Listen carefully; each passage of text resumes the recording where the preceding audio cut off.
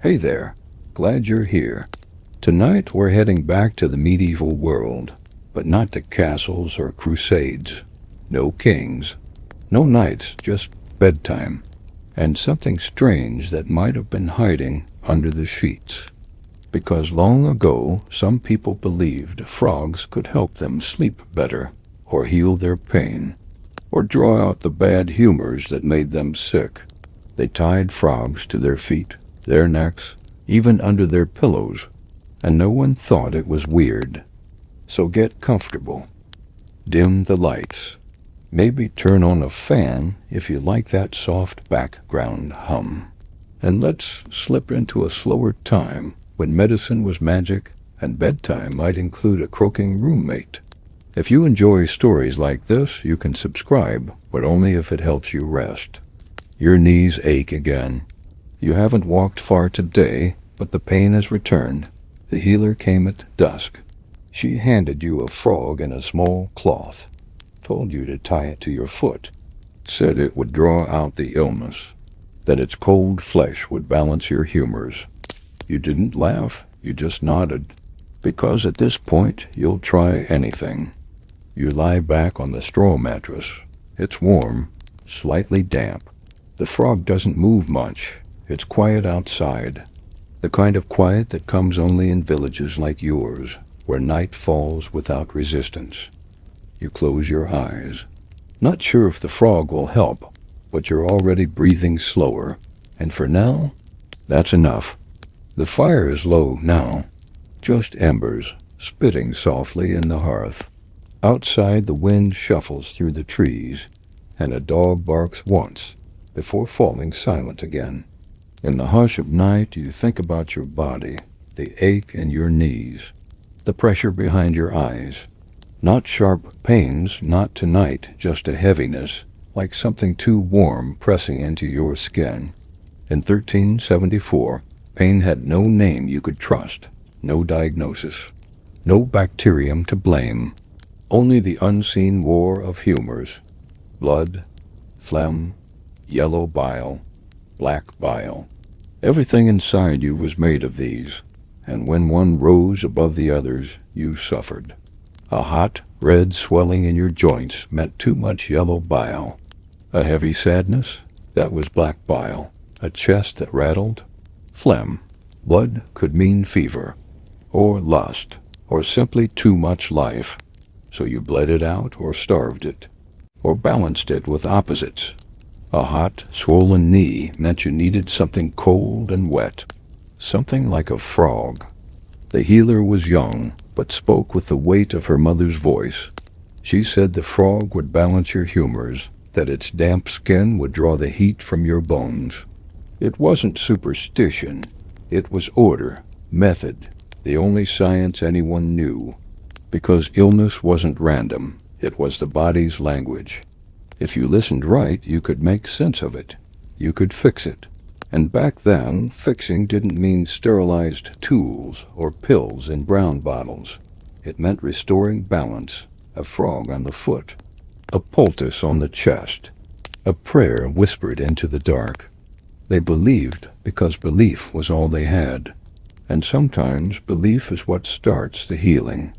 You lie there, the frog tied loosely with twine to your ankle, barely moving. Its cool weight is real. Grounding. Not magic, but not nothing. The humors swirl inside you, unseen. But tonight, they're calmer. Doctors, or leeches, as they were sometimes called, were rarely seen in villages like yours. Most knowledge came from word of mouth, passed through midwives and herb women, who mixed sacred and secular without hesitation. Healing wasn't a field of study. It was a practice of survival. They believed the moon influenced the body, that dreams held warnings, that what you ate could tilt your balance. An apple was cooling, garlic was warming. Bread, especially if stale, could absorb bad humors if placed on a wound. Leeching, purging, fasting, sweating, each meant to tilt the invisible scales within you. Frogs were especially useful for their elemental properties. Cool and moist, amphibious, a creature of liminal spaces, half land, half water. That made them powerful in the logic of the day, not only symbolic but materially effective. If a sickness seemed to come from heat, then the frog's chill could pull it out. If it came from sin, the frog might bear it away like a scapegoat. In old herbals, physicians wrote of frogs alongside herbs like comfrey and mandrake. One noted that a frog placed on the tongue of a fevered child could stop delirium. Another recommended cutting the frog open and laying its insides directly on the skin. Absorption through sympathy. Of course, none of it would make sense today. But in 1374, it made all the sense in the world. The world itself was alive with signs, portents, symbols. Crows meant plague. Comets meant war. Your body was just another kind of text, written in fluids and flesh. And every healer knew how to read it. Before you lay down that night, you still had to live the day. You woke to a sky the color of iron. You fed the hens, hauled water, repaired the fence where the goats had chewed through again. Every movement was a negotiation with pain, the tightness in your back, the strange hollow feeling in your arms. There is no word for fatigue in the way we mean it now. They called it a draining of spirit, a thinning of essence. In your youth, that same ache would vanish after sleep or a drink of elderflower tonic. Now it lingers. Your steps are heavier, your breath shorter. You no longer run to the village bell. You listen to it from your doorway and let others carry the buckets. At market, you spoke with a neighbor who whispered that frogs had helped her uncle. Not cured him, but given him sleep for a week, straight enough to mend. She said it like a prayer, not a suggestion. You'd heard stories from other villages, too. A woman who had been bedridden for months but rose to morning after a frog ritual. A boy whose seizures ceased after a healer buried a frog beneath the threshold. A man who coughed blood until a frog was sewn into the lining of his cloak. It wasn't just the poor who believed. The wealthy had more expensive options, consulting physicians who trained in Paris or Bologna. Yet those men with robes and quills still carried with them the same ideas. They read Galen and Hippocrates, yes, but also practiced astrology, used colored stones to represent organs, and recommended frog-based cures. There was no separation yet between medicine, mysticism, and myth. It was a single fabric. In one preserved manuscript from Montpellier, a recipe for fever includes the phrase, "Bind the living frog with rosemary and salt, and let it rest on the brow until the heat flees." Another entry notes, "If the patient dreams of rivers, the humors are in motion. Apply cold things to the feet." And frogs were the coldest things they could find. Pain was not private in your world. It lived in the open. Your neighbors knew the rhythm of your limp. Your wife knew when your hands would shake before you did. Illness shaped the shape of your house, where the chair was moved, which bowl held steeping herbs, which corner the frog waited in. And when a villager died, the house was swept with broom made of thistle. The bed burned, the well sealed. Illness was never seen as chance. It was imbalance made visible. It was a sign. Still you tried. The healer came at dusk. She left you with instructions, a warm look, and silence. And now here you are. But there is more than one kind of pain. Some sits in your joints like a stone. Some coils in the gut, sluggish and unspoken. Some hovers just behind the eyes, waiting for a moment of weakness. And in medieval life, pain was ever present, physical, emotional, and spiritual. Healers understood this. They treated not only the body but the soul. Confession was medicine. Fasting was purification. Penance could be a kind of cure. The church was the physician of last resort, and the soul's illness was thought to spill into the flesh. A man with unconfessed sin might feel it in his chest like a weight. A woman might find her womb wandering, bringing madness or melancholy, the remedy, prayer, holy water, a pilgrimage, and yes, sometimes a frog. There are written records of rituals involving not just the sick, but their families. A mother might fast alongside her feverish child. A husband might place his own bloodied thumb on the bedpost to draw the sickness away. There were incantations, herbs, and stories passed from one house to the next. The same ritual that calmed your neighbor's cough might be repeated, word for word, in your own cottage a week later. And if it didn't work, you didn't blame the ritual. You blamed timing, or the phase of the moon, or perhaps the strength of the sin, because medicine in 1374 was not a science of control. It was a conversation with the world, with God, with forces invisible and barely understood.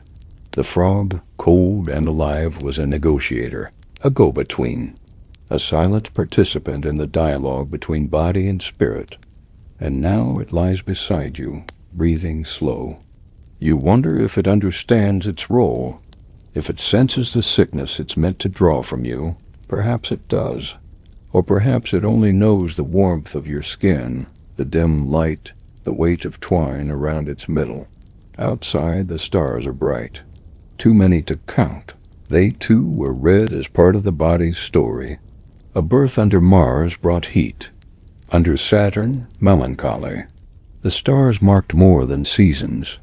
They marked the illnesses to come. But inside, in this moment, it is quiet.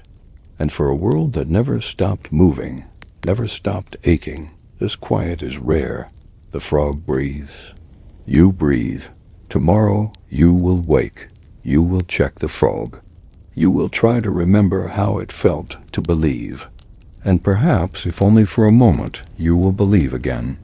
The frog is still tied to your ankle, its skin cool against your warmth. It hasn't moved much, though you can feel its small, slow breath, a tiny expansion, a ripple of life pressed against your skin.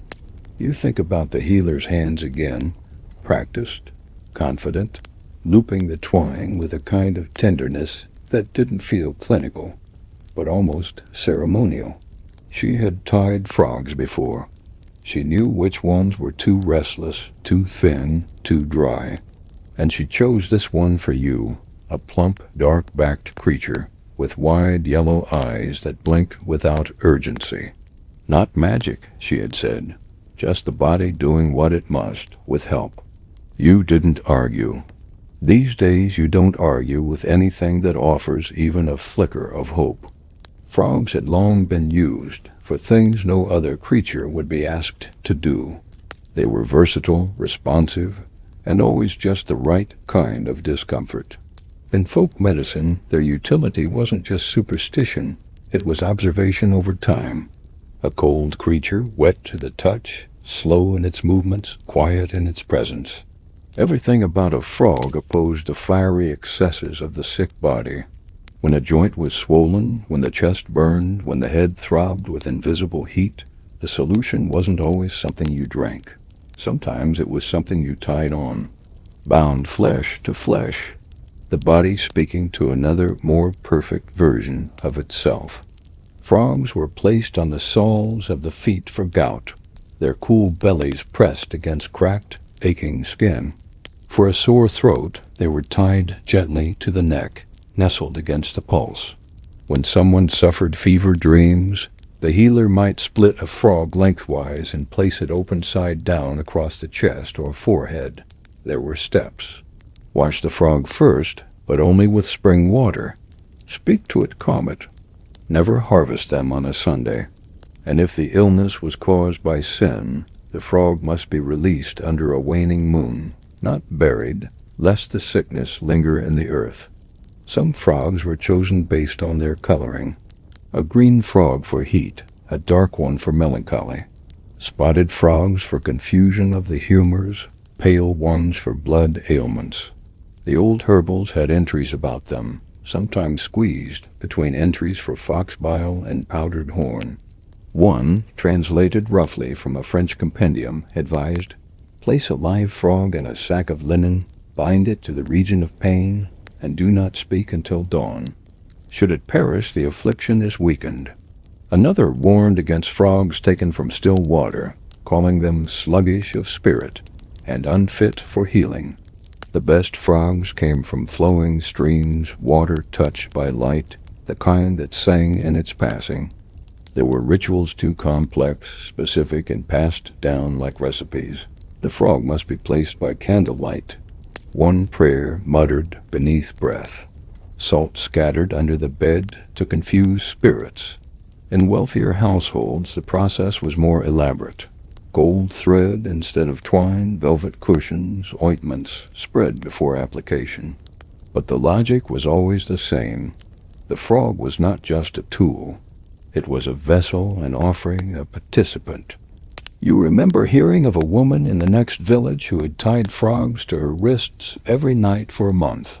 Her husband said she'd been unable to sleep for over a year, some ailment of the soul, they thought.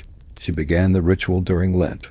No meat, no honey, only broth and frogs, tied and untied, living and dead. She began to sleep by the third night. By the seventh, she was singing again. By the end of the month, she claimed she no longer heard voices. Some called it coincidence. Others whispered that the frogs had taken her madness into themselves and carried it somewhere else. Not all outcomes were gentle. Some frogs were found the next morning stiff, bloated, their eyes clouded over with a film. Healers said this meant the frog had absorbed the sickness completely, too much, sometimes for its small body to bear. Others would disappear entirely. Unbound, they'd slip away during the night, leaving behind only the faintest outline in the straw bedding. Those people believed had carried the illness off bodily, walking it away into the woods where it would dissolve in dew. You recall a story from your childhood. A boy taken by fever, wrapped in wet cloth with frogs placed on his chest and belly. His mother sat with him for 3 nights. On the 4th he woke, cold but calm. The frogs were found beneath the bed alive, but silent for days. When they finally croaked again, they sounded strange, as if they'd swallowed something too large for their throats. Frogs were believed to know things, where the heat pooled in your body, where the illness hid. Some healers claimed the frog would resist being placed in the wrong spot, twitching, squirming, even leaping from the skin. Others said that when a frog was correctly placed, it would sigh.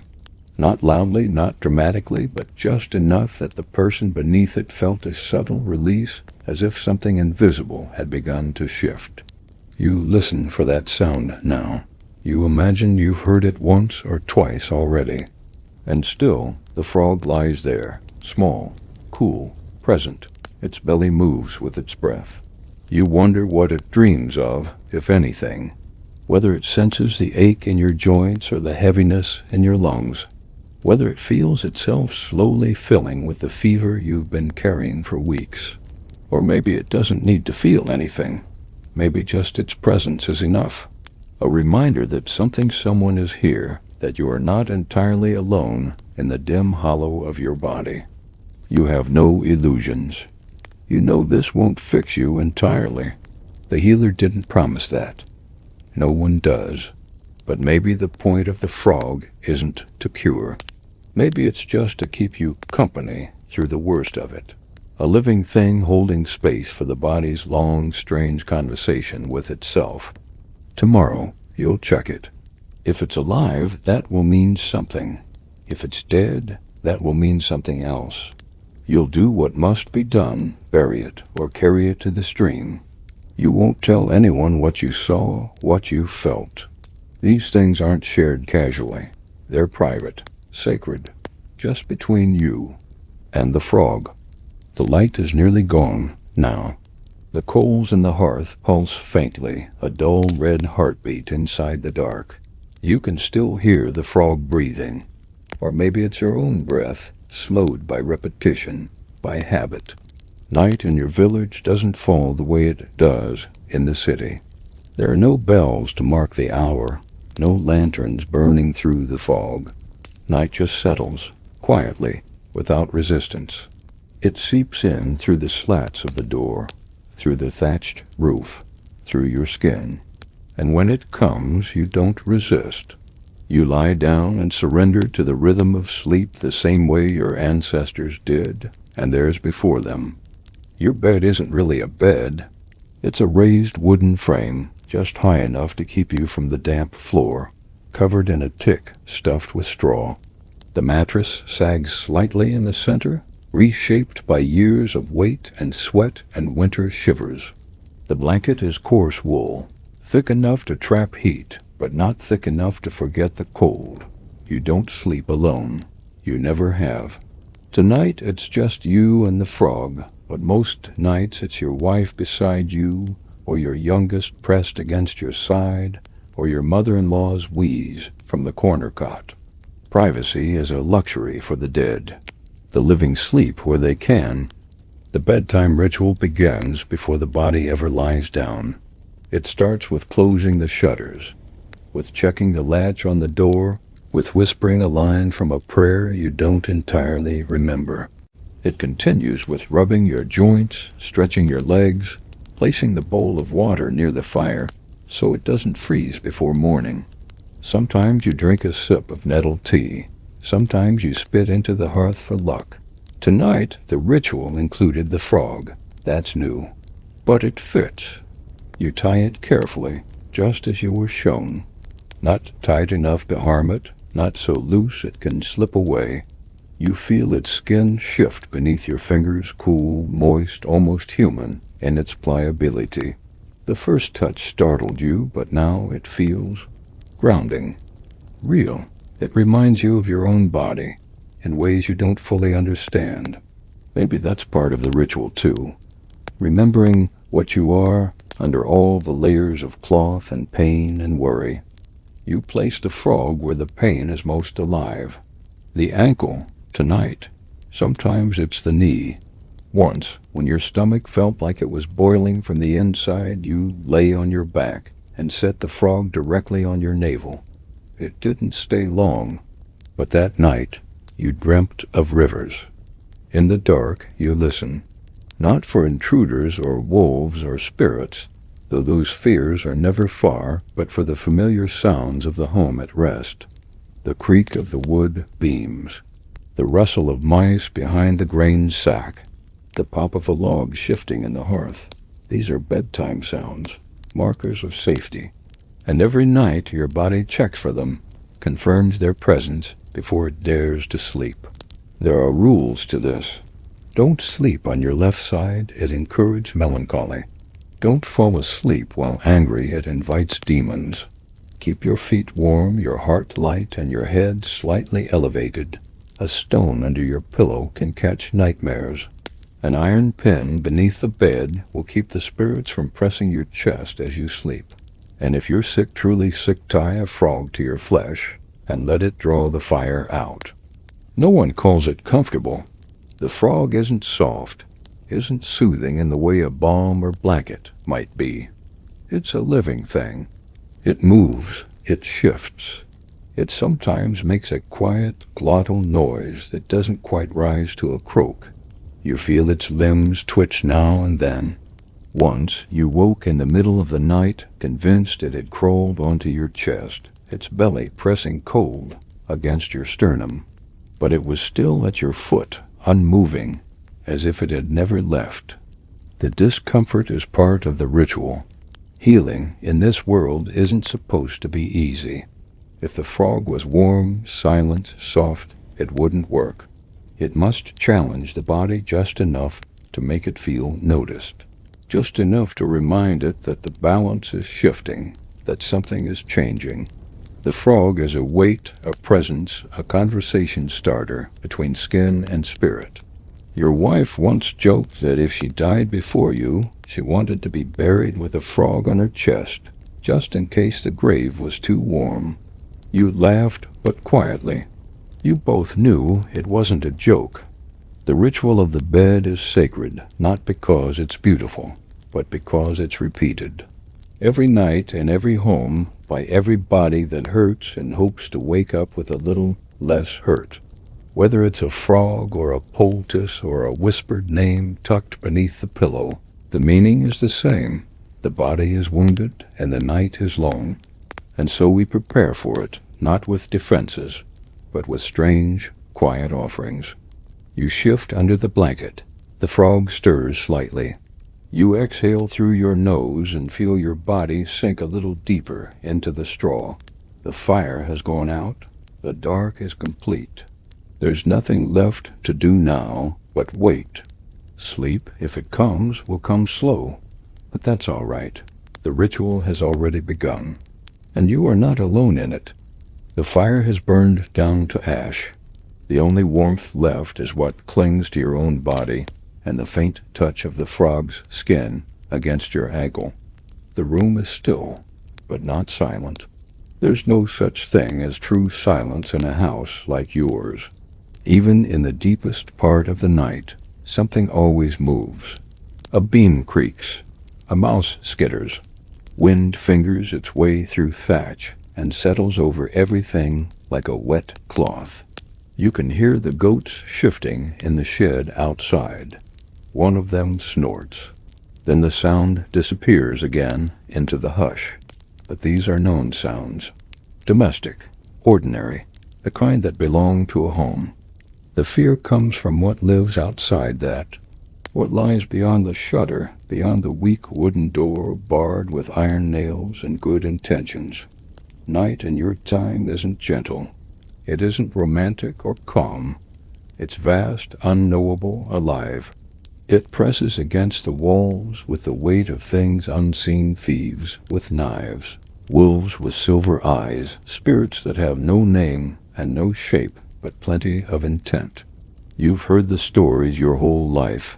The boy who vanished walking home from vespers. The old woman whose door was found open one morning, her bed empty, her bowl of ashes still warm. The midwife who swore she heard hoofbeats on the roof. These tales are not dismissed. They are woven into the logic of your days, and so you prepare for night not just with blankets and breath, but with symbols and protections. You don't sleep in the dark unguarded. There's iron beneath the bed frame. A pair of scissors hung near the door open to cut the path of any ill spirit. Salt is sprinkled in the corners of the room, a thin crust of white just visible in moonlight. In the cradle, a small bundle of dried herbs and a scrap of cloth with a prayer stitched into it. You remember the words, though you were never taught them. Everyone just knows. Protection is less about belief and more about repetition. You do what your mother did, what her mother did. The spell only works if it's been used before. The frog has become part of that now. Its presence is not only medicinal, it's protective. Something in its stillness wards off what doesn't belong. In your mind it joins the salt, the scissors, the whispered charm. You don't entirely know why. But that doesn't matter. It's been used before. That's all you need. The frog has been laid on the sick, placed over hearts and necks, tied to infants and elders alike. If it can draw out sickness, maybe it can keep the dark out, too. You can still hear the echo of the healer's voice. If it lives through the night, the balance is turning. But she also said something else, quieter, when she thought you weren't listening. Frogs don't fear what we fear. That's what makes them useful. And as odd as that sounded, it stayed with you. You think of that now, lying in the dark, every breath a measure of time. The frog fears nothing, not even this night. Outside, the wind changes. You know the sound of this shift. It comes low at first, a kind of exhale across the grass, then lifts just enough to rattle the shutters. It wakes the trees. Branches groan. A loose pail rolls across the yard. Then it passes again, leaving behind a stillness that feels more alert than peaceful. Your muscles stay tense for a few seconds longer, until the house reaffirms itself with its usual clicks and pops. Some people mark their doors with chalk. A symbol, a cross, a star, a name. Others keep dried rowan berries above the lintel, or a horse's tooth nailed to the frame. At the monastery near the edge of the forest, the brothers sleep with one eye open. They ring a bell at midnight, just once, to keep the dead from forgetting the boundary. You once asked why they did it, and the abbot simply said, "So we remember what side we're on." That made sense. The dead aren't cruel, he explained. They're just confused. Better to give them a sound to turn away from than risk them lingering too long. In some places, people say the frog can sense spirits, that if it starts to croak even once in the middle of the night, you should wake and relight the fire. That a frog that dies before dawn has seen something. That if you bury a frog under your home, it will whisper to the walls and keep them strong. You don't know where these stories come from. You just know you've heard them enough to take them seriously. The dark carries all kinds of things. Not just the living dangers, robbers, drunkards, desperate men, but the other kinds. Things that don't walk like you do. Shadows that stretch too far. Lights in the fields that don't belong to any fire. The feeling that something is watching you from the hedgerow, waiting for you to glance away from the path. There are rules to navigating the night. Don't whistle. Don't carry meat. Don't speak the names of the dead unless you want them to answer. If you must walk after sundown, keep a pen in your mouth and a prayer in your pocket. And if you're already in bed, the best thing you can do is stay still. Let the darkness pass over you like water. Don't call attention to yourself. Don't tempt it. And never, ever fall asleep without something watching the threshold. That's what the frog is now. Watching. Listening. Or maybe just existing so purely in its own body that nothing can reach yours while it's near. You lie as still as you can. Your body aches. You feel the pulse in your ankle, faint against the frog's weight. It hasn't moved. You take that as a sign. You remember the stories, the ones told in hushes by firelight with the shutters drawn. The woman who laughed too loudly at a funeral and lost her voice that night. The boy who went to sleep with dirt under his nails and never woke. The man who burned sage for too long and saw something move in the smoke. You remember all of them. You don't question them now.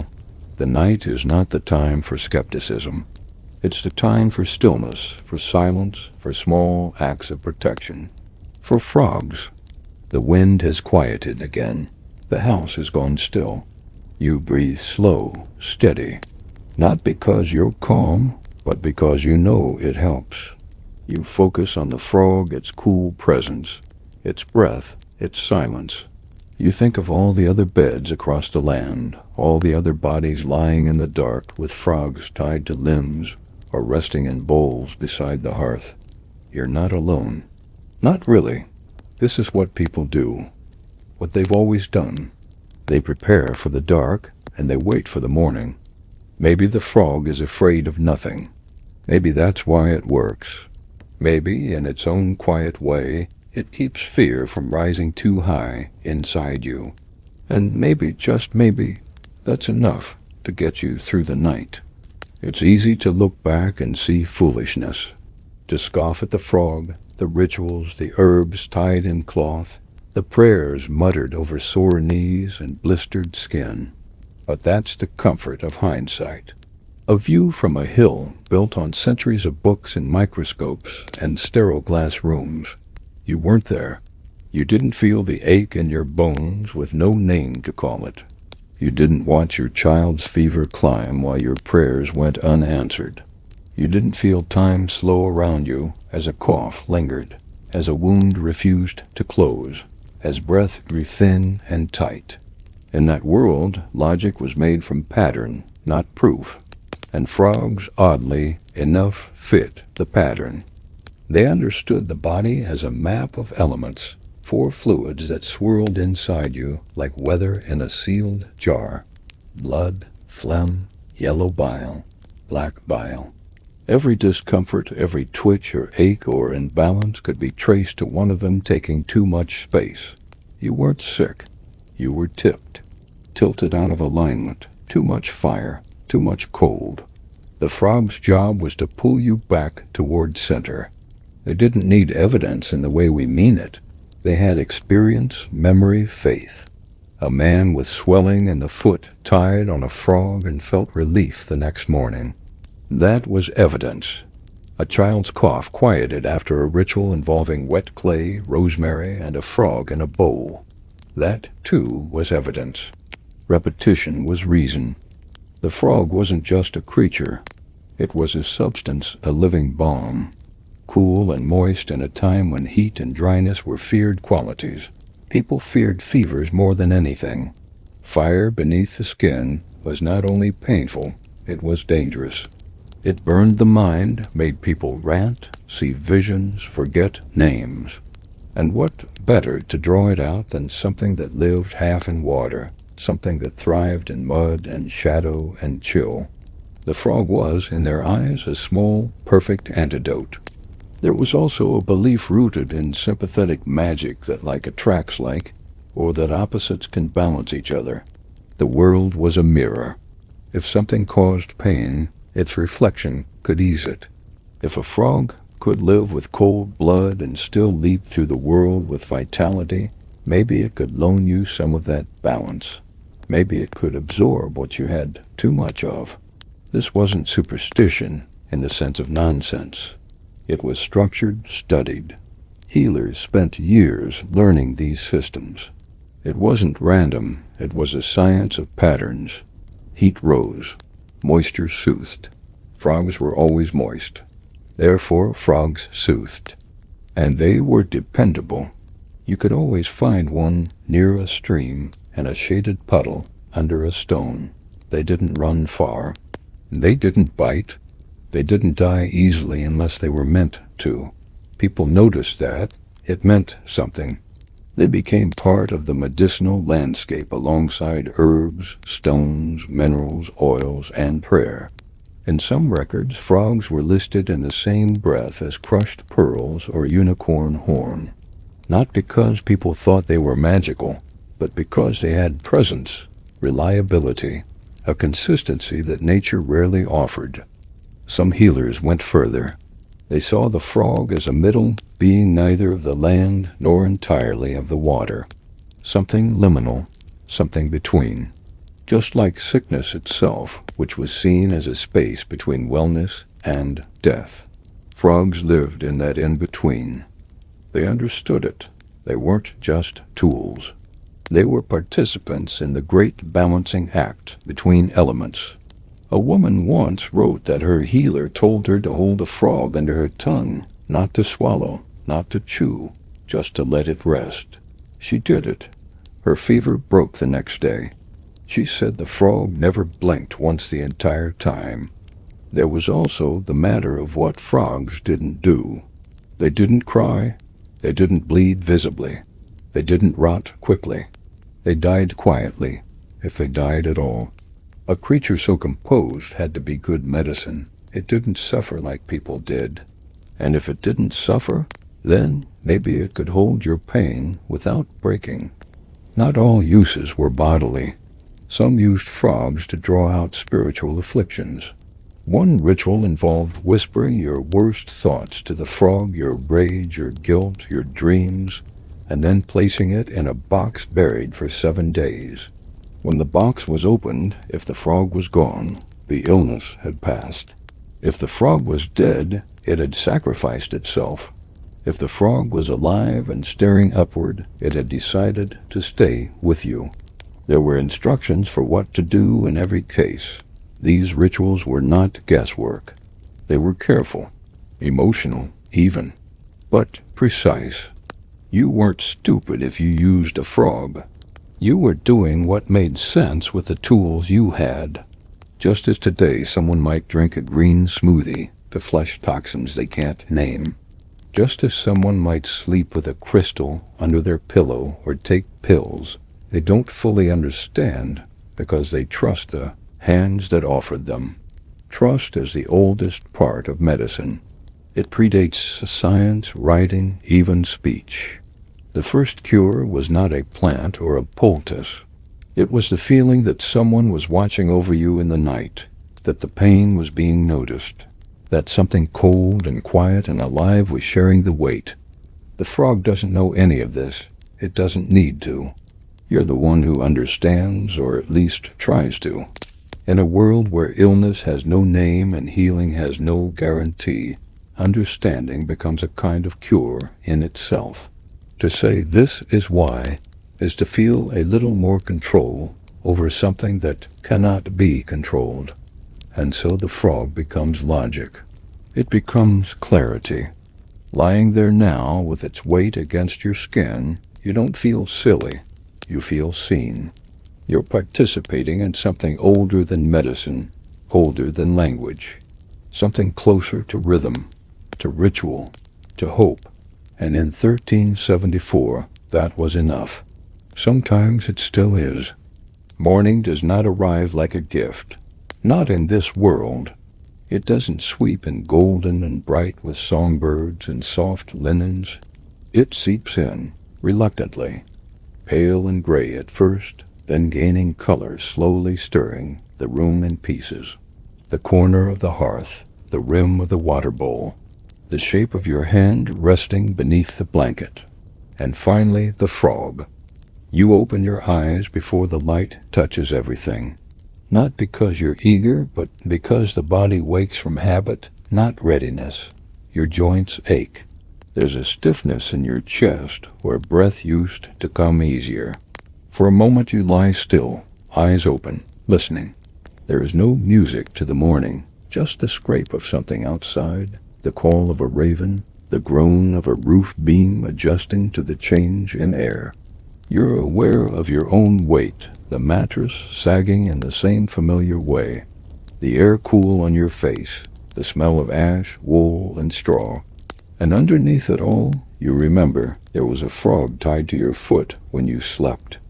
Your eyes drop toward the edge of the blanket. The twine is still there, the lump of its body still visible, dark against your skin. It hasn't moved. You stare at it in the half-light. Is it breathing? You can't tell yet, but you don't rush to find out. You don't shake your leg or call for someone to help. You just wait. Because how the frog looks now, whether it's alive, dead, missing, will mean something. And you want to be ready for what it means. Some mornings people swore they woke lighter, that the ache had shifted, that their skin no longer burned or itched, that their mind was quieter. Some said their dreams were better, less violent, more ordered. Others said nothing changed in their body, but the house felt different, like something had been removed, emptied. They spoke of a stillness not caused by sleep, but by balance. These weren't miracles. No one used that word. They just said, I felt different. Sometimes the frog was dead, curled in on itself like a fist, its skin dry as if it had pulled in too much heat, too much sickness, and burned out from within. Those frogs were buried not in the compost or the ditch, but with care, under a stone, beside a running stream. Sometimes a prayer was spoken. Not a grand one, just a few words about rest, or service, or thanks. Children were told to be gentle with dead frogs. They carried someone's illness, their parents would say. Show respect. Other mornings the frog was gone entirely. The twine gnawed through or simply loose. No sign of it in the room. The healer would nod slowly when told. It took what it could, she'd say, as if explaining why a guest had left in the night without a goodbye.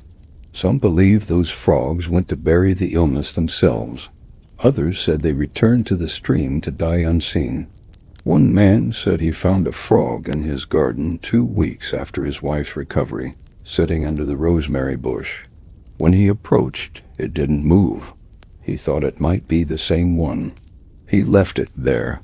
It was gone the next day, but there were stranger mornings, too. when the frog was still alive, still tied, but still, too still, breathing shallow, eyes wide open, as if it had seen something while you slept. Healers called this the keeping state. Not dead, not gone, holding. They said if the frog stayed like that through a second night, it meant the illness hadn't finished passing. Some wrapped the frog in wet cloth and left it by the bed. Others placed it in a bowl of rainwater and whispered to it. A few burned herbs around it, trying to urge it back into motion. But they never threw it away. That would be ungrateful. Dangerous, even. Frogs that lingered like that were seen as protectors, guardians, unfinished servants of balance. You move your foot slightly now. The frog responds barely. A slow shift of its flank. A breath, alive then, still with you. You release the smallest exhale. Not relief, exactly. Something quieter. Acceptance. The morning continues as it always does. You sit up slowly, wincing. Your joints crack. The chill has crept in again. You reach for the cup of water near the fire. It's not frozen, but close. You sip, taste earth ash, the rim of the wooden cup. You hear movement outside. The hens, impatient. Someone's chopping kindling 2 houses down. A dog barks, not in warning, just to be heard. There's work to be done. Pain or not, you'll rise. You'll feed the animals, wash your face, check the fence line. But for a few more moments, you just sit. You look at the frog. It stares back, expressionless.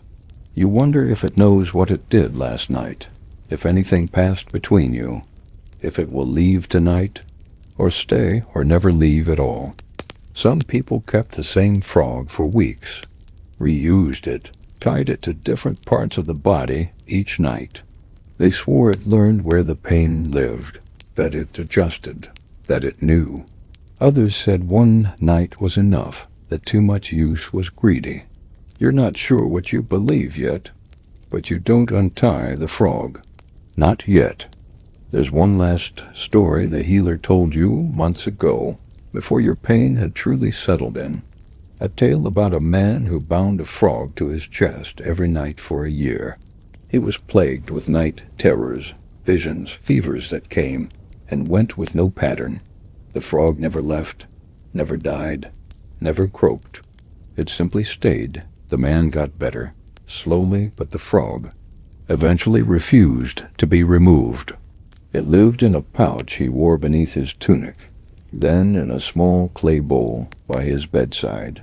He said it had become part of his body's rhythm, like a second heart. One day the frog disappeared. The man cried, then slept peacefully every night after that until he died. Some say the frog had been keeping his soul in place. You look again at the one resting on your ankle. It does not feel like a miracle. It feels like an understanding. And that, in this world, might be better. You shift your legs. The frog doesn't resist. It goes where you move it, a quiet companion in the slow thaw of morning. You place your feet on the floor. The wood is cold. Your knees crack. Your breath fogs slightly. And for the first time in days, the pain hasn't grown worse overnight. Maybe it hasn't improved, but it hasn't spread. And that's something. You'll go about your day. You won't tell anyone how you slept. They'll ask, of course, and you'll say, better or about the same. You'll keep the rest for yourself. The frog, the breath, the stillness. You'll carry the morning inside you like a small ember, quiet, dim, but steady. And when night comes again, you'll decide what to do. Tie the frog again, let it go, bury it, or simply thank it. Whatever you choose, the morning has already done what it needed to do. It came back. And so did you. The frog was not the only one. That's the first thing to remember. Strange as it sounds now, tying a frog to your foot wasn't even the most unusual thing that might happen before sleep. In your time, the bed was not a place of peace. It was a battlefield, a sanctuary, a last-ditch altar. And when someone laid down in pain, they didn't do it alone, not really. They brought company. Creatures, objects, symbols, anything that might listen to the body's distress and help carry it into the night. Some people kept toads beneath their beds. Not frogs, but true toads, rough-skinned, knotted, squat things that seemed to have been carved from earth. They were considered more potent, more aggressive in their hunger. Healers would say that a toad pulls the poison with purpose, as if it had its own vendetta against human illness. There are stories of toads tied to the bellies of pregnant women to stop bleeding, toads held in the hands of epileptics during seizures. One manuscript describes a ritual in which a toad is placed on the bare chest and covered with hot linen, the heat driving the illness out and into the toad itself. The next morning, the toad would either be dead or would stare, unblinking, for hours. People took that stare seriously. Others used pigeons, gentle, soft birds believed to be spiritually clean. Their warmth was prized, especially for ailments of the chest or blood. A pigeon, laid belly down across a fevered face, was thought to draw the fire upward and away from the heart. The act was tender holding the bird gently, coaxing it to remain still, waiting for its rapid heartbeat to steady against the rhythm of the patient's breath. Some healers advised changing the pigeon out hourly. Others tied one beneath each armpit. A particularly devout woman once used 7 pigeons in one night, releasing each after it had sat with her husband's fevered body. He died anyway, but the birds were said to have flown in perfect silence, disappearing into the sky without a sound. That meant something. Dogs were less common, but not unheard of. Small ones, terriers mostly. They were said to be good for grief, especially when the illness was not of the flesh but of the mind. Melancholy was treated with warmth and presence, and nothing offered those more consistently than a dog. One tale tells of a widow who slept with her terrier curled at her throat every night for a year. She swore that the dog barked only when the sadness began to return, waking her before it could take hold. That kind of prevention was rare and cherished. Another man wrote that he placed his dog on his wife's feet after she'd fallen ill during childbirth. She would not keep still, he wrote, but the dog would growl whenever she thrashed. It reminded her to stay. Cats were trickier. They were seen as too independent to absorb illness, but some believed they could detect it. A cat that refused to lie near a certain part of the body might indicate an area of imbalance. A cat that purred near the lungs was considered a blessing. In a few places, black cats were tied near the bedpost to confuse the devil. If the devil approached, he would see the cat first and think the body already claimed. Rats were never invited, but they came anyway. The sick left food out on purpose, not to feed themselves, but to lure the rats away from their bodies while they slept. A bowl of oats, a crust of bread, sacrifices.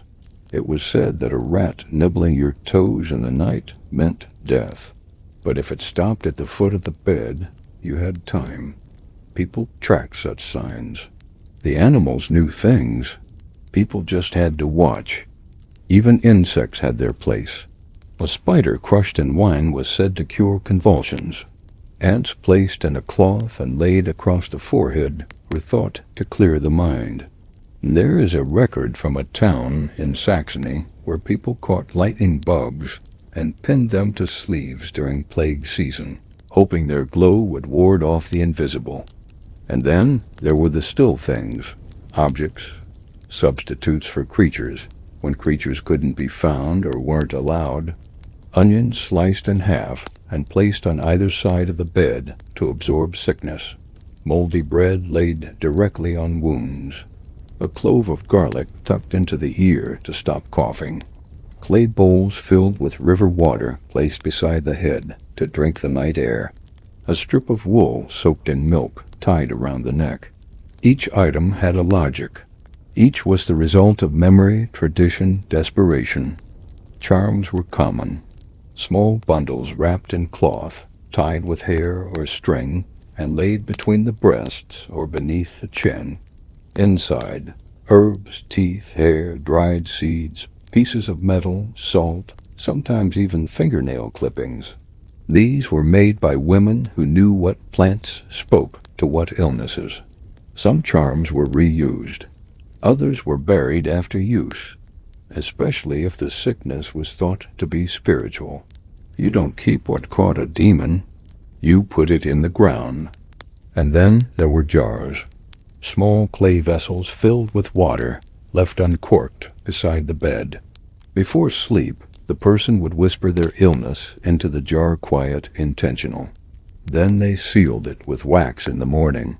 Some jars were stored for years. Others were tossed into rivers at equinox. These weren't just containers. They were witnesses, repositories of suffering. What unites all these things, creature and object, isn't what they are, but what they do. They stay. They keep the body company in its pain. They give it something to react to, something to lean on. When no one can touch you without hurting, when prayer isn't enough, when the fever hasn't broken in days, sometimes all that's left is something else, warm, wet, still. Something to lie beside you and say, yes, I'm here too. You think of your frog now, still alive, still present. Maybe not so strange after all. It has joined a long lineage of nighttime companions, feathered, furred, scaled, and silent. You wonder if people in the next village are sleeping with pigeons, if someone you'll never meet is whispering to a bowl of river water, if somewhere a mother is laying a spider web across her child's chest while the wind rattles the shutters. It's easy to feel alone in illness. But these creatures, these objects, these strange companions, they form a kind of community. They say you are not the first to suffer. You are not the only one trying to survive. They are not cures. They are not solutions. They are gestures, offerings, witnesses. And in a world with no antiseptic, no surgery, no understanding of infection or cells or immune response, these companions were what you had. They were all you had. Tonight it's the frog. Tomorrow maybe something else. But tonight this small creature with skin like stone and breath like mist is here. And that means, for now, so are you. You don't lie down just to recover. That's not how sleep works here.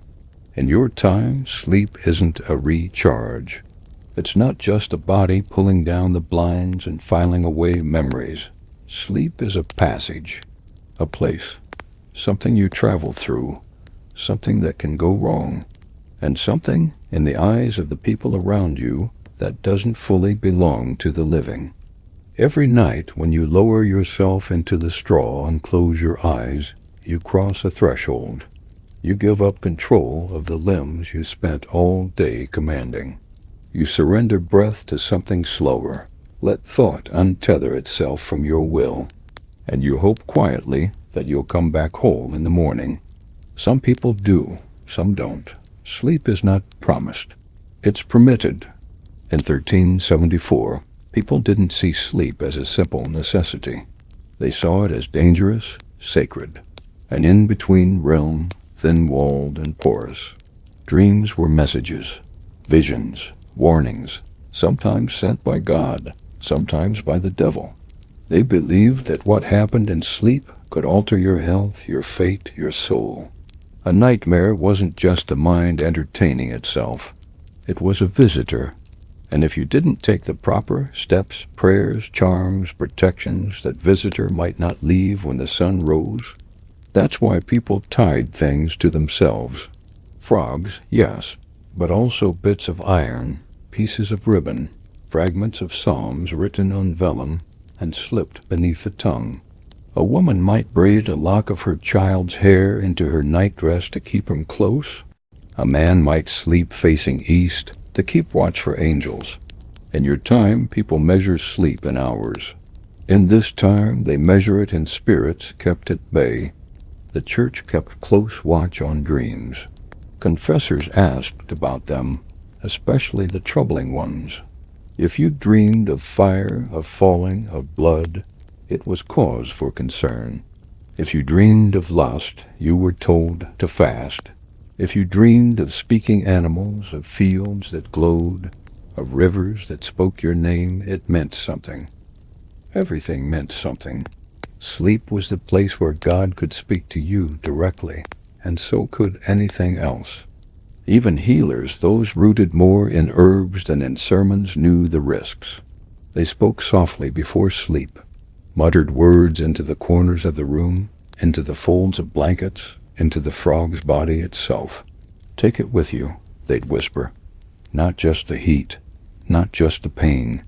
Take the wandering thing, the whisper, the weight. The frog in that moment became not just a physical object, but a guide, a passenger, something to travel with you through the dark and bring you out safely on the other side. There are stories of dreams wrapped tightly around healing. One speaks of a boy with a burning cough who dreamed of a lake. He walked to its edge and saw his mother's hands scoop water into his mouth. He woke soaked in sweat, but his breathing easy. Another woman dreamt of a field full of frogs. She lay down among them, and when she woke, her swollen joints had calmed. A monk once recorded a dream in which he held a candle over his own body and watched the flame pull out dark smoke from his belly. When he woke, the pain that had gripped him for days was gone. He wept, not because he was healed, but because he was seen. In these moments, the frog becomes more than a treatment. It becomes a vessel of sleep's intention, something to hold the line between body and spirit. Its cold flesh reminds you that you are still physical, still real, while your mind wanders elsewhere. Some believed the frog could absorb not only fever but dreams themselves, especially the bad ones, that by tying the frog to the ankle, you gave it permission to intercept what came crawling up from the floorboards at midnight. You let it take the visitations for you. Frogs were used in dream work as well. Some healers taught that if you placed a frog under your pillow wrapped in rosemary, never tied, you might receive a message from beyond. Not always clear, not always kind, but useful. The sick would lie still, hoping for images that could guide their next step. A symbol, a color, a face long gone. The frog would be removed at dawn, given thanks, and sometimes left at a crossroads to take the dream back into the land. But it wasn't always mystical. Sometimes it was just fear. The dark was never empty. People heard things, groans from the hearth, scratching behind the walls, the weight of something sitting on the chest. Nightmares weren't imagined. They were experienced physically, as if something had entered the body. Some called it night pressing, others called it a visitation. A frog, laid on the chest or stomach, was thought to interrupt this. Its heart beat slower than yours, its body patient. It watched while you could not. Sleep was also where illness spoke its loudest. What the body held in during daylight, the tremors, the hunger, the fear, came rushing out in the dark. People writhed. They moaned. Some called out names. Others curled into themselves like infants. There are accounts of men who wept in their sleep every night for years and never remembered doing it. Their wives simply placed a frog at the base of the bed and cleaned it in the morning. And yet, sleep was still sought, prized, even feared. It was essential.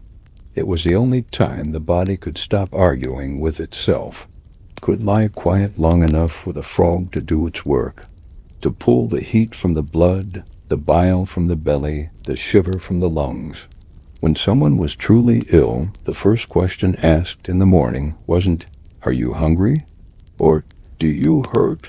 It was, "Did you sleep?" And sometimes, "Did the frog stay?"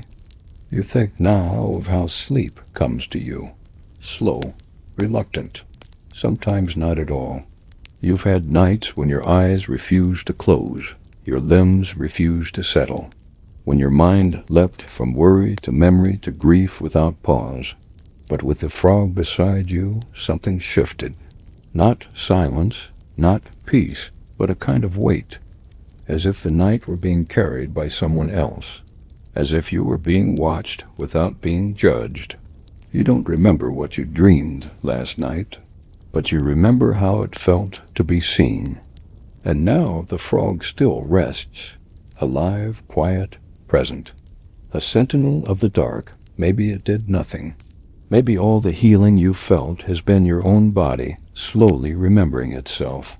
But maybe, just maybe, this small, cold creature kept something at bay, took a dream that was meant for you, or at least bore witness while you passed through something you couldn't name. Because in this time, sleep isn't just for rest. It's for crossing over, for returning, for transformation. And in that long, dark river of the unconscious, everyone needs a guide. Yours just happens to be green, silent, and breathing slow beside your foot. The frog is gone now. You untied it slowly this morning. It didn't resist. It didn't leap away in fear or freeze in panic. It just sat in your hand, still and slick and calm, as if it knew its part was done.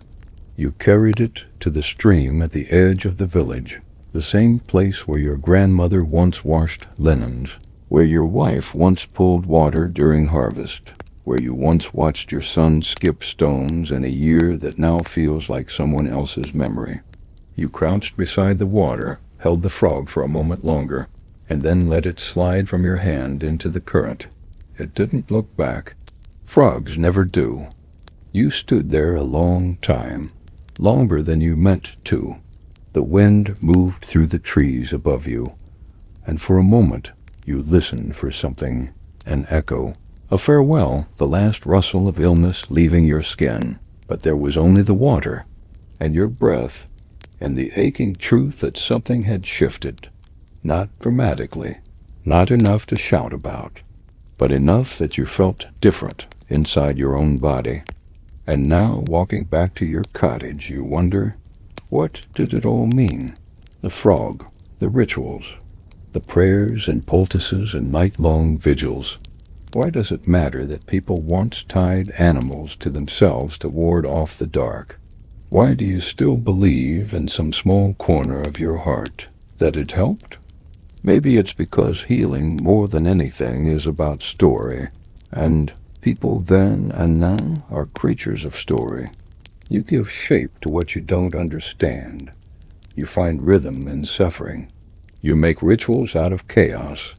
In 1374, people trusted frogs, not because they were beautiful or wise or sacred, but because they were consistent. They were there, always cold, always still, always willing. They did not complain. They did not require explanation. They simply accepted the body's burden, and in doing so, gave that burden shape. The world was not kind then. It isn't now. Illness came without warning, without fairness. People watched loved ones vanish into fever, into madness, into silence. And when that happened, they didn't reach for certainty. They reached for what was near. A frog, a charm, a word repeated until it felt like prayer. They built meaning from what they had. That's not superstition. That's survival.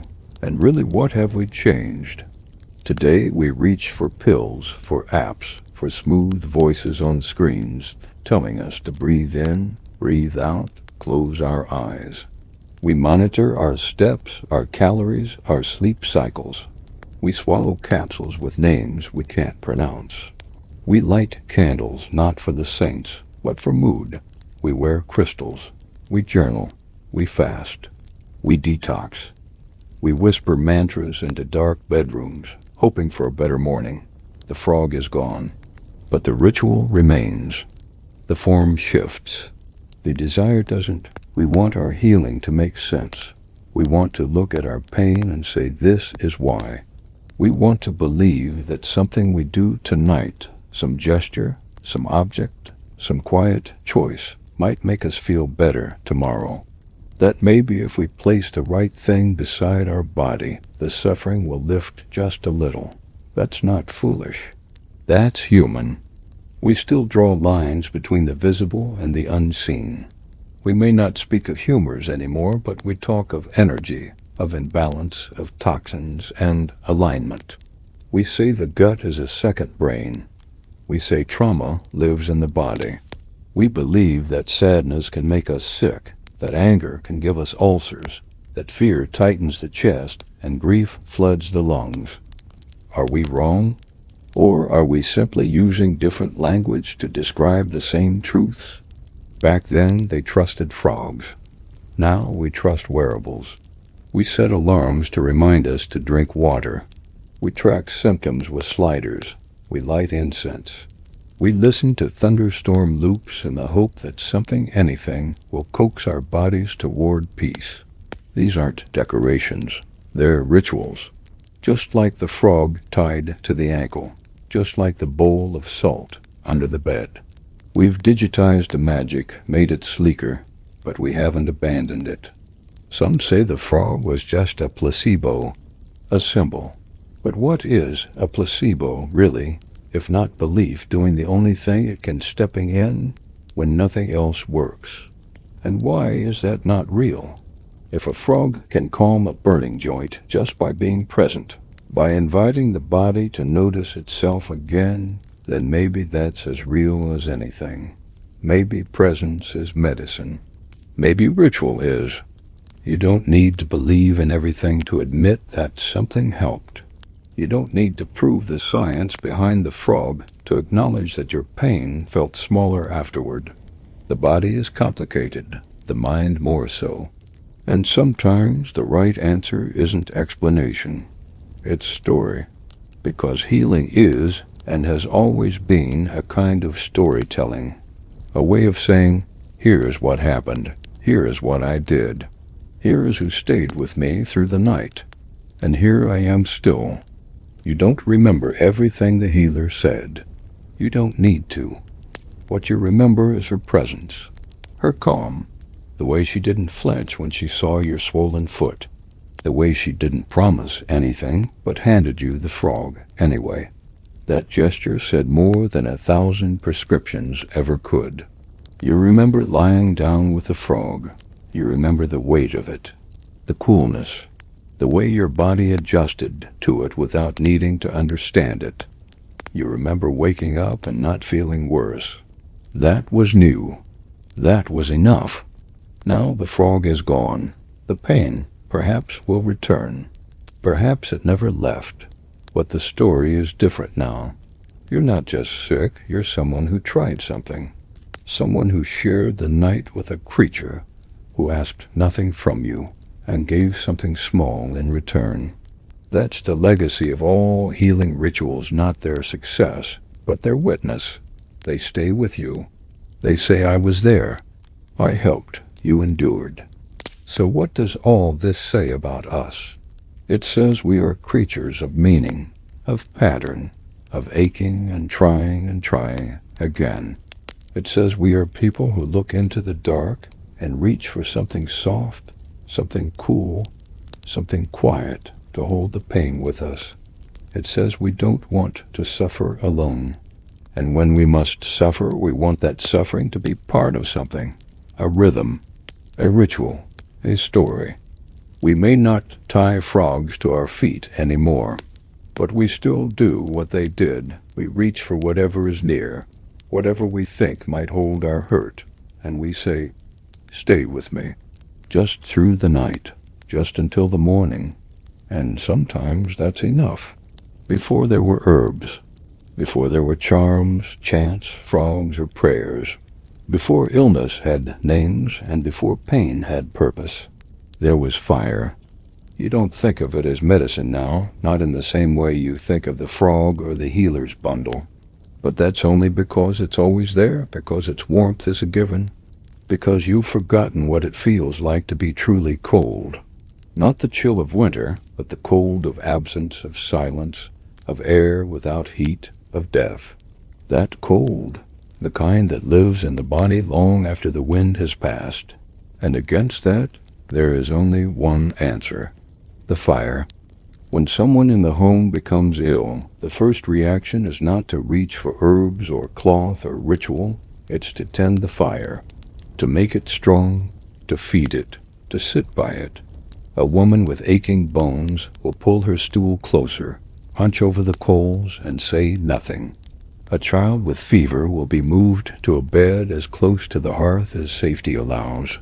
An elder coughing blood will be given a blanket, still warm from the fire's edge. No explanation is needed. Fire helps. Fire listens. Fire holds. No one doubts this. No one questions it. Healers themselves often begin their work here. Before examining the patient, they crouch near the flames. They stir the coals, drop in a sprig of mint, a handful of ash, a pinch of salt. They watch the color of the burn, how quickly it catches, how the smoke bends. In this, they see signs. If the flame flutters sideways, the fever will rise. If it leans toward the patient, the sickness is reaching for the lungs. If the smoke pools on the ceiling without escaping, the spirit is still trapped in the chest. If the fire refuses to catch at all, something deeper has taken hold. None of this is explained. It is understood, not taught in words, but handed down in gestures, movements your grandmother made, and her mother, and the one before. There are things too old to be written, too known to require saying. Fire belongs to that category, and its healing doesn't just come from warmth. That's the surface of it. That's what you notice first. But beneath that, beneath the glow on the skin and the easing of the shiver, is something older. Fire gives order, rhythm. It divides the night into watchable portions. A log will burn for an hour. A kettle will whistle in 10 minutes. The coals will darken if not stirred every 2. Time in a sick room is otherwise unmeasured. Pain bends the hours, stretches the minutes, but fire remains honest. It gives you something real to hold on to. There is comfort in that. You remember when your mother was sick.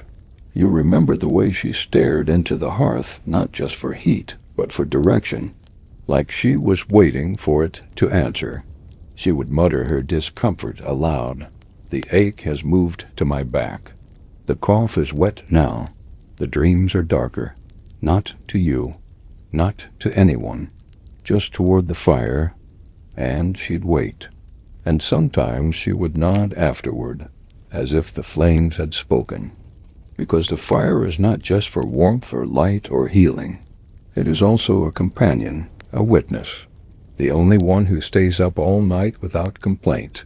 When you are sick and fevered, and the frog lies still against your foot, and everyone else is asleep, the fire stays awake, watching, holding vigil, breathing with you.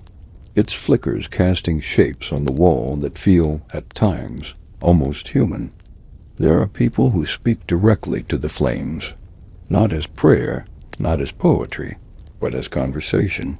They offer it their pain in pieces. They whisper symptoms as they feed it kindling.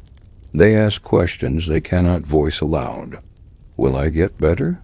Will it spread? Will the pain stop? The fire does not answer, but it listens better than any priest. Some say it is alive, not metaphorically, literally, that it feels, that it remembers, that the fire in your hearth carries the memory of every house it's warmed, every sickness it's seen, every body it's burned into ash when death could not be prevented, that it holds that memory the way your skin holds scars. Quietly, permanently. That's why old fires burn better. Why coals passed down through generations are treated like relics. Not because they're useful, because they're wise. You've seen it yourself. A hearth fire that hasn't gone out in 20 years will catch dry wood in seconds. A new flame? It struggles, it hesitates. It's like watching a child try to carry water without spilling it. But the old fire, it knows. It has done this before. It does not fear the dark. And when the healer leaves, and the frog has done its work, and you are left alone in the house, with only your pain and your silence and your waiting, the fire is still there. It does not leave. It does not sleep. It holds the center of the home like a pulse. You breathe with it. Even now, you can feel the heat on your skin from where you lie. Dull, steady, low. You didn't ask it to help. But it does. Because that's what fire does. Always has. You wonder sometimes if it was the fire that taught people how to heal in the first place. Before the books, before the churches, before the frogs and the feathers and the bundles of root. When the first human curled up near warmth and realized that the pain was softer there. When the first mother noticed that her child slept easier facing the flames. When the first wound was held out to the smoke and stopped bleeding. Maybe the fire was the first healer because it asked for nothing and gave everything. Maybe everything we've done since has been trying to imitate that, through rituals, through care, through presence. Frogs come and go. Charms are lost. Prayers fade. But the fire remains, not just as light, not just as heat, but as memory. And when the world is cold and your body aches again, and nothing else seems to make sense, you can always return to it.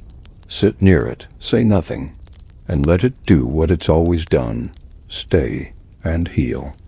In your world, pain has no numbers, no charts, no clean white pages to mark how bad it feels. You do not point to smiley faces with mouths shaped like suffering.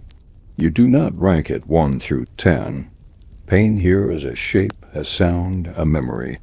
It is something you describe in metaphor, not measurement.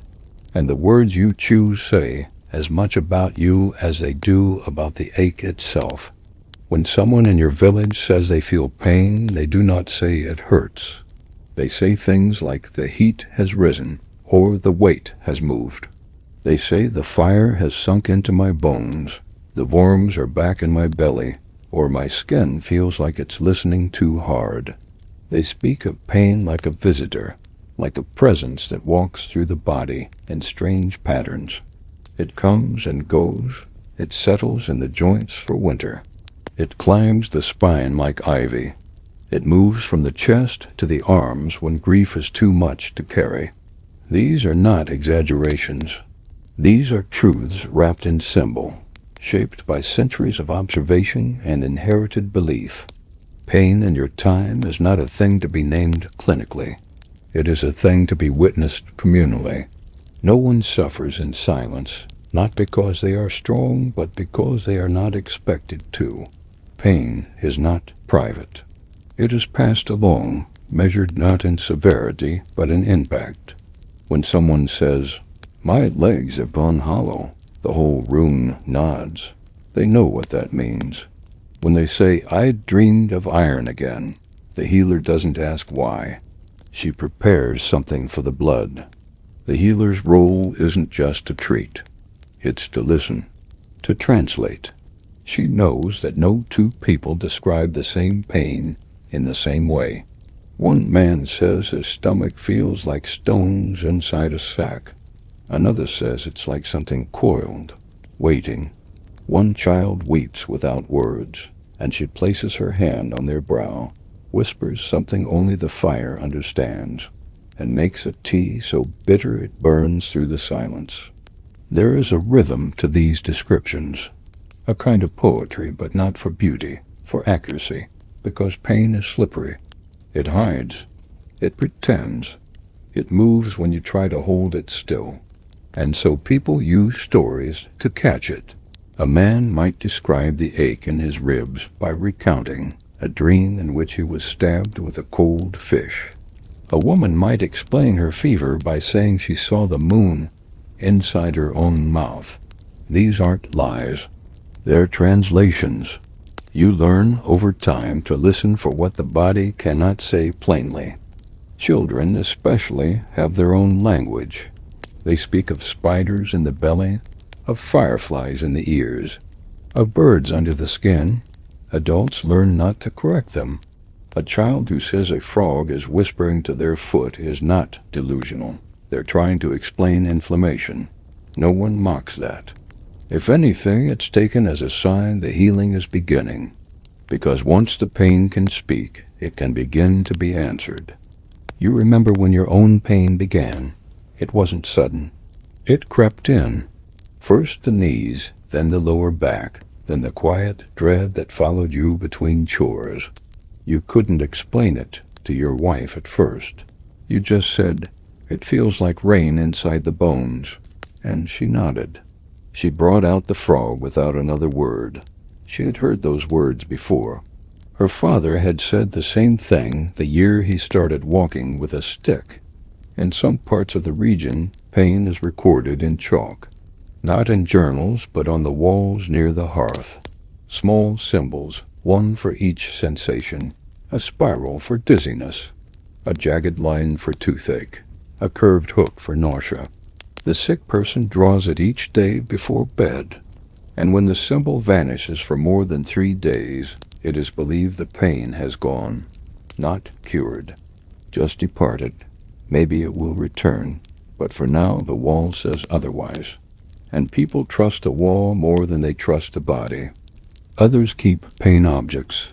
Not charms, those are for protection, but pieces of stone or wood that are kept in the pocket, in the shoe, tied to the wrist. When the pain is worst, the person squeezes it, taps it, speaks to it. Some objects are buried when the pain goes. Others are burned. Some are passed on like heirlooms. This was my mother's when the shaking came. This helped my brother through the fevers. Keep this in your left hand when the dreams are red. You once saw a woman paint her pain, not with color, but with ash. She dipped her fingers in the hearth and marked the floorboards with crude shapes. A heavy circle, a wavering line, a cluster of dots. She did this for 3 days. And on the 4th she washed it away with water she'd whispered into all night. She said the pain was in the ash now, not her. What this says about people is not that they're foolish, but that they're desperate to be understood. Pain is lonely. It isolates. The body begins to feel foreign. People look at you, but do not see. They ask how you feel, but do not hear. So you tell stories. You give shape to the ache. You teach it to speak. Even the frog becomes part of this language. Not just a cure, but a metaphor. People say, the frog still sleeps when the pain is quiet. The frog is leapt when it returns. I think the frog is listening when they can feel the illness shifting, looking for a new place to hide. The healer once told you that a patient, too ill to speak, tapped her ankle 3 times in the night. She understood. The frog had fallen. She tied it again. The patient slept till morning. There's tenderness in this, in giving your suffering language, in treating it not as weakness but as message, in making space for others to understand, not fix, not silence, but simply witness. And sometimes that's all healing needs, a listener. Now, when you feel the ache rise again, you don't panic. You name it, not in words your healer taught you. In words you've earned. You say, the warmth is thick today, or there's iron in my breath, and your wife brings water, and your daughter lights the fire, and you reach for the frog again, not because it is magic, but because it remembers what you mean when you say those things. It is part of your language now. And when someone asks, as they always do, how are you today? You do not say, worse or fine. You say, the fog is lifting, but the roots still ache, and they understand. And they nod, and they sit beside you in silence. That is how pain is shared, and that is how healing begins. You don't need to look out the window to know it's about to rain. You feel it in the bones before the clouds begin to gather. A stiffness in the knees, a buzzing behind the eyes, a slow drag in the shoulders, as if something has reached up from the soil and started pulling you back down. The old ones used to say, storms in the blood today. You understand now what they meant. In this world, weather is not just something outside the walls. It's something that lives inside you. Your body is not a sealed thing. It listens, it absorbs, it carries. And just as rivers rise with the rains, your joints swell with pressure. Just as winds bend the trees, your thoughts bend toward memory. There are days when the fog doesn't just roll across the valley, it fills your chest. Days when the sun burns too sharp and your skin recoils without knowing why. The weather moves through you. Always has.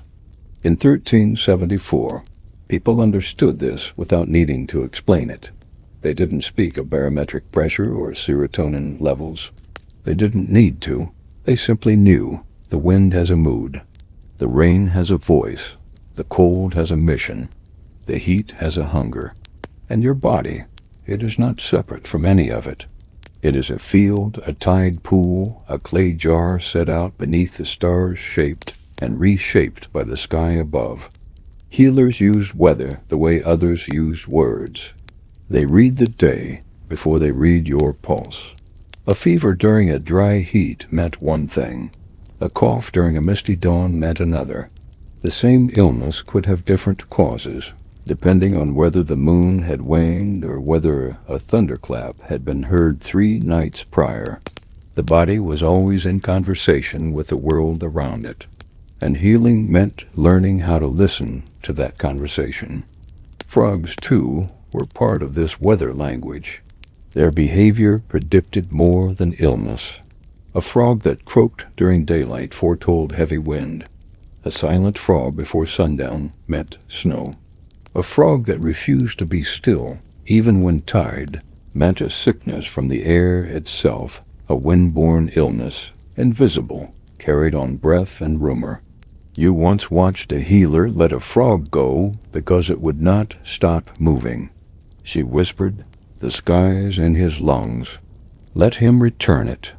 In some homes, people placed bowls of water beneath the bed to catch the air's weight.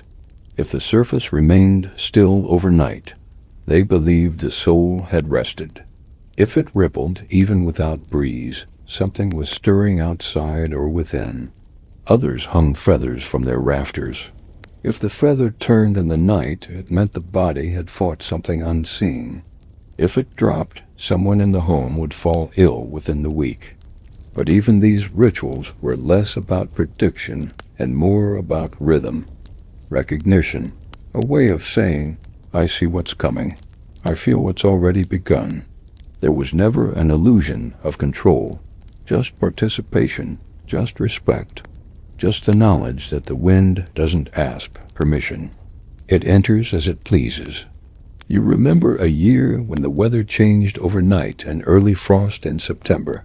3 villagers took sick within days. 1 recovered. 2 did not.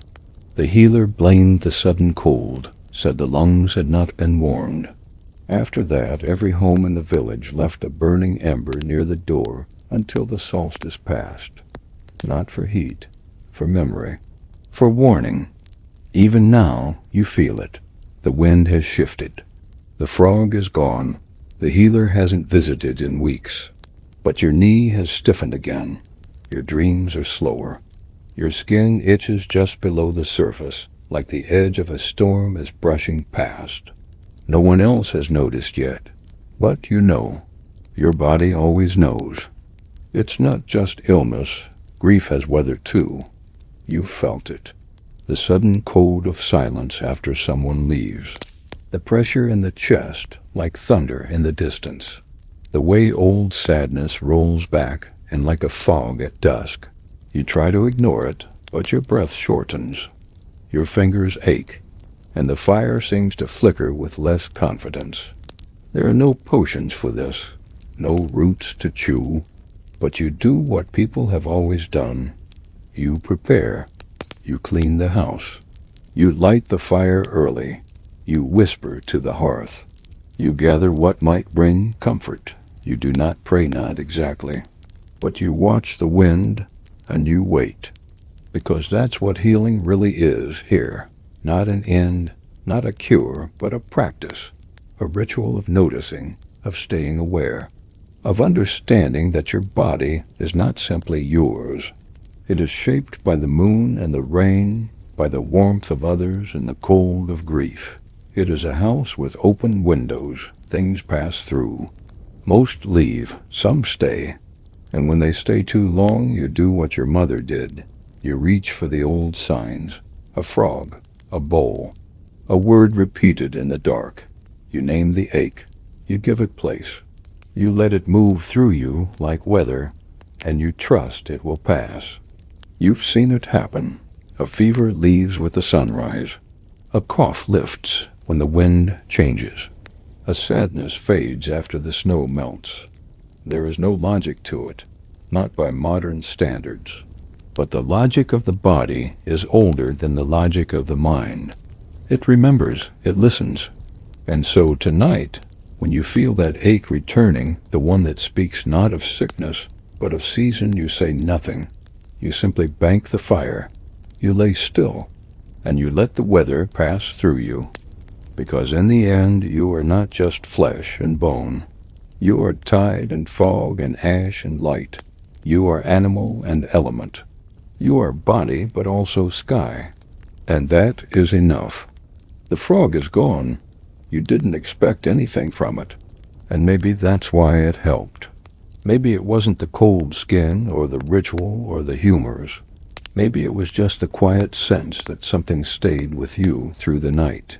The pain didn't vanish, not completely, but it moved, softened, waited.